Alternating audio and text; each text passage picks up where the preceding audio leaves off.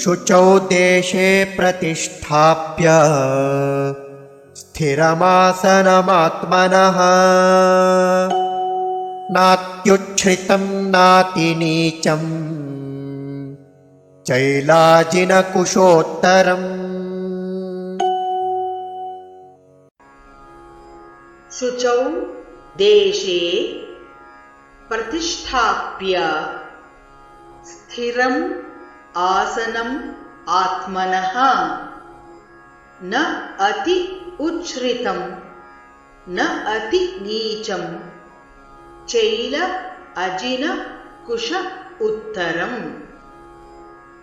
शुचौ देशे प्रतिष्ठाप्य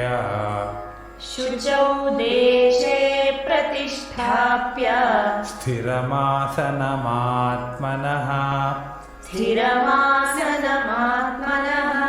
नात्युच्छ्रितं नातिनीचं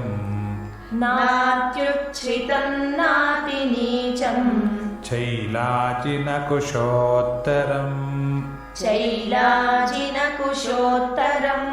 शुचौ देशे प्रतिष्ठाप्य स्थिरमासनमात्मनः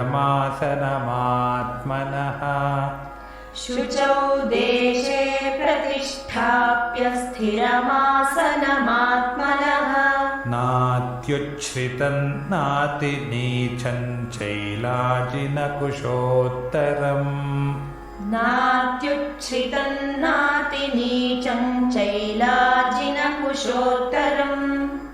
शुचौ देशे प्रतिष्ठाप्य स्थिरमासनमात्मनः नात्युच्छ्रितं नातिनीचं चैलाजिनकुशोत्तरम्।